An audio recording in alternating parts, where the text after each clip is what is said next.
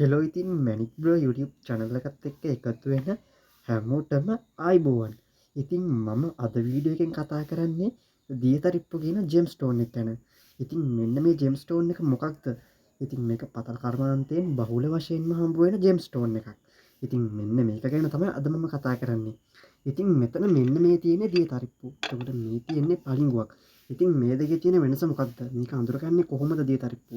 ඉතින් මේ පලිංගුව අතර ගත්තාම තනිකර වයිට් කලර් එකක් පේනවා. ඒ කියන්නේ සුදු පාට තනිකරම හරිම ලස්සන විදිහට පලිංගුව පේනවා. ඉතින් මෙතන මේ දියතරිප්පු වල සුදු පාටත් එක්ක මුතු කහ පාට ගතියක් ඔයාලට පේනව නේද?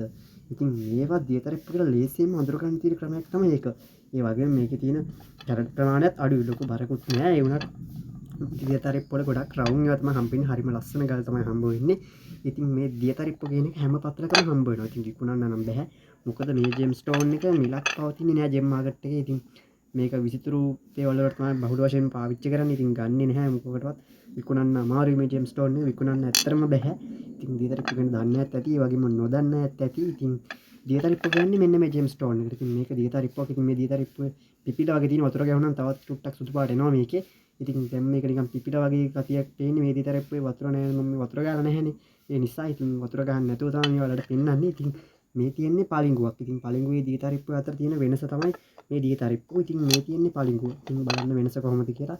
ඉතින් ලොකු වෙනසක් තියෙනවා යත් ගල් දෙක අතර. ඉතින් ඒවත් අඳුර ගන්න බෑ. පිටත් කාට හරි අමාරුයි අඳුර ගන්න. දියතරිප්පුව කියන්නේ මොනවද? පලිංගුව කියන්නේ මොනවද කියලා. ඉතින් මේ තියෙන දියතරිප්පුව මෙන්න මේ තමයි දියතරිප්පු ජේම්ස් ස්ටෝන් එක කියන්නේ. ඉතින් මේක කිසිම ජෙම් මාකට් එකක අපිට විකුණන්න බෑ. ඉතින් මැණික් ගලක් වගේ හම්බුණාට ඉතින් මේවා මැණික් ගලක් නෙමෙයි. ඉතින් දියතරිප්පුවේ මීටත් වැඩි පාට තියෙනක තියෙනවා. සනිකර සුදු පාට තියෙනක තියෙනවා. වතුර ගැහුණා හරිම ලස්සන කලර් එකක් එනවා. ඉතින් ඒ ලුක් එකත් එක්ක පෙලක් හිතනවා මේක මැණික් කලක් මේක ජෙම්ස් ස්ටෝන් එකක් කියලා. ඉතින් දියතරිප්පු කියන්නේ ජෙම්ස් ස්ටෝන් එකක් නෙමෙයි. ඉතින් ඒ වුණා දියතරිප්පු විකුණන්න බෑ. පතල් කර්මාන්තයෙන් බහුල වශයෙන්ම හම්බ වෙනවා. ඉතින් ඒ නිසා තමයි අපිට මේ විකුණන්න අමාරු වෙන එකතු කරනවා ගොඩක් අය.